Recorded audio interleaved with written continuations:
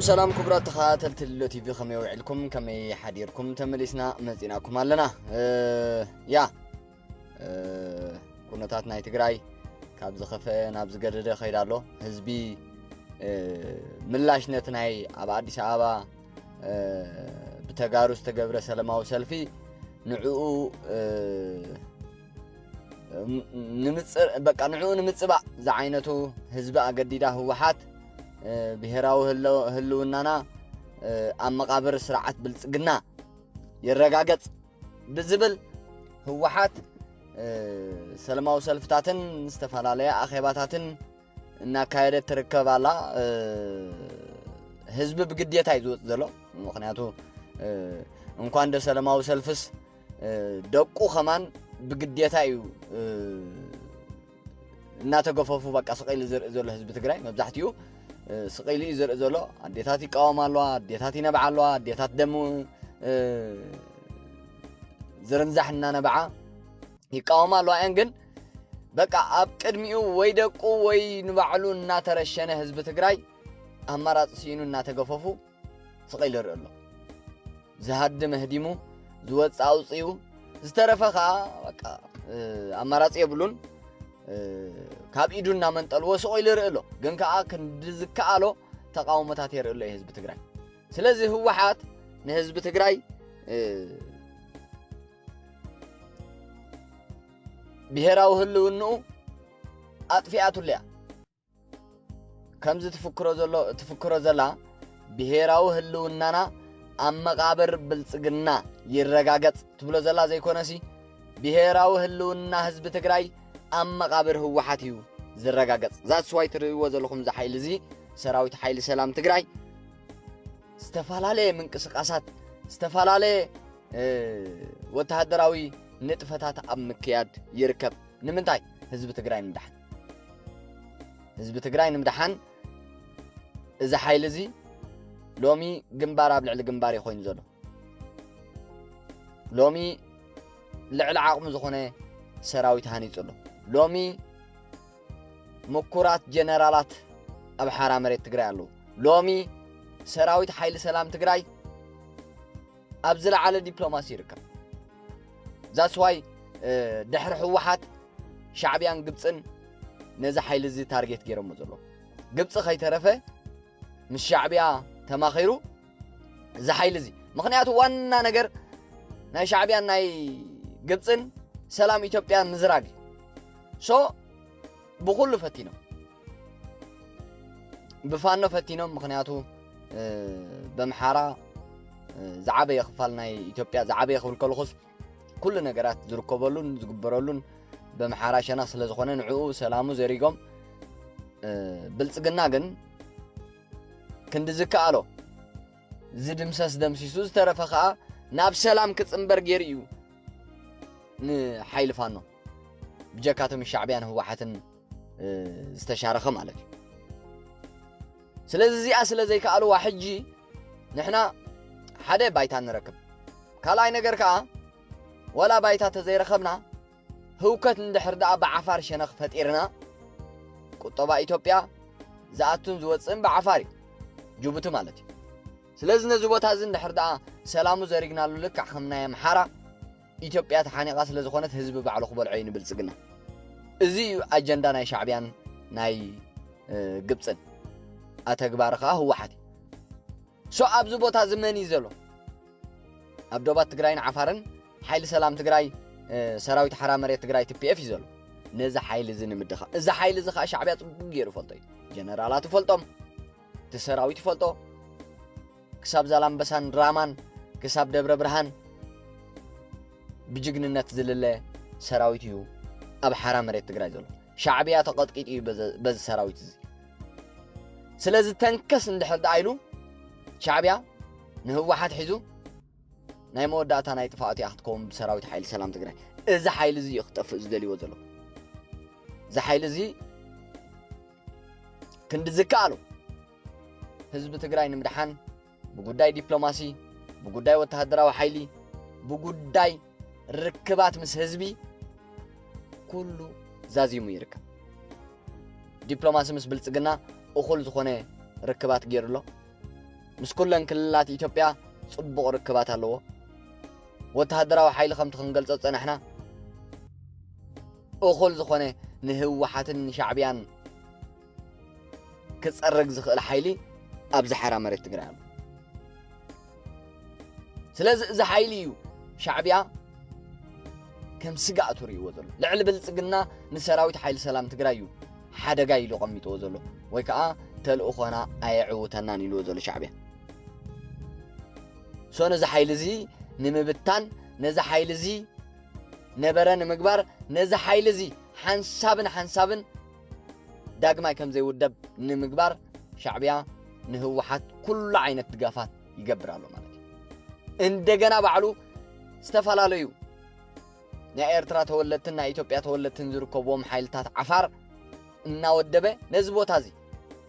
ንሰራዊት ሓይሊ ሰላም ትግራይ በሉ ነቲ ቦታ ዓፋር በሉ ንዕኡ ንምቁፅጻር ብኡ ጌርካ ከዓ ነቲ ቦታ ሰላሙ ንምዝራግ ሰላም ኢትዮጵያውን ንምዝራግ ብኡ ጌርካውን ከምቲ ዝገለጽናዮ ህዝቢ ባዕሉ ክበልዖ ንብልጽግና ንምግባር ኣብ ምድጋፍን ኣብ ምዕጣቕን እዩ ዝርከብ ሻዕብያ ኣብ ኤርትራ ደቂ ዓፋር ኮይኖም ኤርትራውያን ሓደ ተወለድቲ ናይ ኢትዮጵያ ዘርኢ ዘለዎምን ኣኻኺቡ ብሸነኽ ጎቦታት ምሳዓልን ቡሬን ክሳብ ባዳ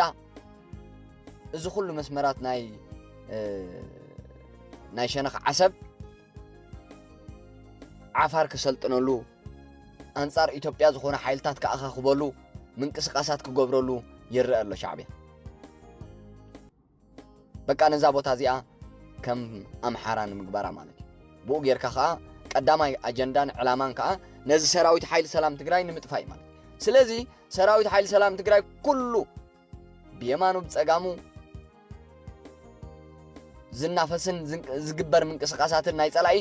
ኣጽኒዑ ሕዚ ህወሓት ጥራይ ዘይኮነሲ ሻዕብያ ከመይ ይወፍር በየን ይንቀሳቀስ ንመን ይዕጥቕ እዚ ሓይሊ እዚ በፂሕዎ እዩ ከም ዝትርእይዎ ዘለኹም ዝተፈላለዩ ምንቅስቃሳት እዩ ዝገብር ዘሎ ናብ ማእኸል ትግራይ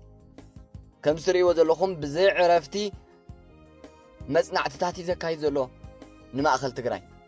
ህዝቢ ትግራይ ፀንቲ እዩ ዘሎ ይብላ ኣሎ ሰራዊት ሓይሊ ሰላም ትግራይ ምሳና ዝነበሩ ኣሕዋትና ብጅግንነት ንፈልጦም ኣብ ሱዳን ኣትዮም ይሽየጡ ህይወቶም ይጠፉ ኣካሎም ይጎድል ኣሎ ይብል ኣሎ ሰራዊት ሓይሊ ሰላም ትግራይ ስለዚ ህዝብናን መንእሰይናን ተጋዳላይናን ክነድሕና ኣለና እዚ እዩ ወፍሪ ኮይኑ ዘሎ ሕጂ ናይ ሰራዊት ሓይሊ ሰላም ትግራይ ሶት ኩነታት ርዱ እዩ ጥሪሉ ከምቲ ህወሓት ትደልዮ ኩሉ ግዜ ንገልጾ ኢና እዚ ከምቲ ህወሓት ትደልዮ ንኸይከውን ትኹነታት ኣብ መጽናዕቲ ዝርከብ ህወሓት ከዓ ኮነ ኢላ ምክንያቱ ርኢኹም ኢኹም ኣብ ለካቲትን ኣብ ጥርን ዝነበረ ኩናት ህወሓት ምስ ሰራዊት ሓይሊ ሰላም ትግራይ ኣብ ዘካየደቶ ኩናት ኣብ ማእኸል ኣባይቲ ኣብ ማእኸል ኣብያተ እምነት ኣብ ማእኸል ገባር ኮይና እትዋግኦም ነይራ ሰራዊት ሓይሊ ሰላም ትግራይ ግብረ መልሲ ክህብ ስለ ዝግደድ ናብኡ ክሰዶ ኣብ ኣብያተ እምነት ኮይኑ እንድሕር ደኣ ህወሓት ኣንጻር ሰራዊት ሓይሊ ሰላም ትግራይ መጥቃዕትታት ዘካይዳልዩ ኮይኑ ናብኡ ክሰድ ረኣይዎም በልዞም ሰራዊት ሓይሊ ሰላም ትግራይ ትብልዎምን ተስፋ ህዝቢ ትግራይ ትብልዎምን ሓራ መሬት ትግራይ ትብልዎምን ኣብያተ እምነት እዮም ዘዕኑ ኣብ ማእኸል ህዝቢ እዮም ዝድብድቡ ኣባይቲ እዮም ዘቃጽሉን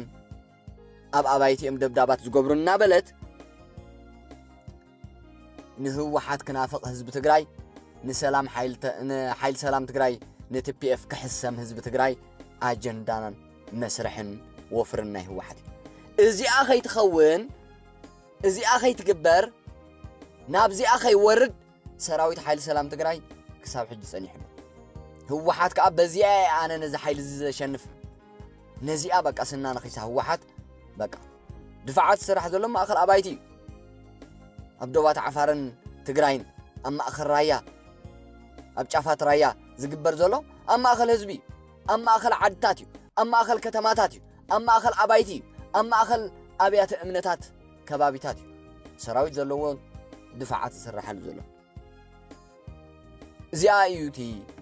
ቀንዲ ደውታ ፈጢሩሉ ዘሎ ሰራዊት ሓይሊ ሰላም ትግራይ ምክንያቱ በቃ ህወሓት ኣብ ዝጀመረታ ኩናት ብውሕድ መስዋዕቲ ካብ ሰራዊት ይኹን ካብ ህዝቢ ብውሕድ መስዋዕቲ ብዘይ ምዕናው ኣባይቲ ኩሉ ኣንጻር ህወሓት ትደልዮ ማለት እዩ ህወሓት እንድሕር ደኣ ንሰራዊት ሓይሊ ሰላም ትግራይ ስሙን ምጥፋእን ብህዝቢ ተቐባልነት ክስእን ምግባርን እንድሕር ደኣ ወፍርታት እዚ ንብሎ ዘለና ትገብር ኣልያ ኮይና ነዚ ክስዕር ዘለዎ መማረፂ ካሊእ ይኽደል ዘሎ እምበር ኣብ ወርሒ ጥርን ለካቲትን እኳ ኣይመሓለፈትን ህወሓት ግን ከምቲ ዝረኣናዮ ኣብ ማእኸል ህዝብን ኣብ ማእኸል ሰራዊት ኣብ ማእኸል ዓድታትን ከተማታትን ኣብያተ እምነትን እኒዮ መጥቃዕቲ ናይ ህወሓት እዚኣ ኸ ኣይገበራን ሰራዊት ሓይሊ ሰላም ትግራይ ናብ ኣብያተ እምነት ኣይተኮሰ ናብ ዓድታት ኣይተኮሰ ናብ ህዝቢ ተኮሰ ናብ ትካላት ኣይተኮሰ እዝታት ከይፍጠር ሕጂ ከም ዝትርእይዎ ዘለኹም ብዘይ ምቁራፅ ወፍርታትን መጽናዕታትን ንማእኸል ትግራይ ገጹ ምንቅስቃሳት እናገበረ ዘካይድ ዘሎ ሰራዊት ሓይሊ ሰላም ትግራይ ኣብ ዓቕምታት ተመጺኻ እኹል ዓቕሚ ኣብ ዲፕሎማሲ ኣብ ምሕደራ ኣብ ርክብ ምስ ህዝቢ ኣብ ተቐባልነት ምስ ህዝቢ ኣብ ዝለዓለ ደረጃ ይርከብ ዝሓይል እዚ ኣብ ዝለዓለ ስለዚ ሕጂ ዝጀመረ ይኮነን ቀኒይዎ እዩ ከምዚ ዓይነት ከም ዝትርእይዎ ዘለኹም ዓይነት ምንቅስቃሳትን ወፍርታትን ናብ ሰራዊት ናብ ማእኸል ትግራይ ሰራዊት ሓይሊ ሰላም ትግራይ TPF ሓራ መሬት ትግራይ ገና እውን ይቕፅሎ ኣሎ ህዝቢ ትግራይ ይጠፍእ ከም ዘሎ ይፈልጥ ህዝቢ ትግራይ ይባታተን ከም ዘሎ ይፈልጥ ሰራዊት ሓይሊ ሰላም ትግራይ ይፈልጥ ጽቡቕ ገይሩ ዕላምኡ ከዓ ህዝቢ ንምድሓን ሰራዊት ንምድሓን ትግራይ ንምድሓን ዘካይደ ዘሎ ወፍሪ ስቆኢሉ ንስለ ምቕማጥ ስቆኢሉ ንስለ ምእካብ ስቆኢሉ ስለ ንምዕስካር ኣይኮነን ኣብ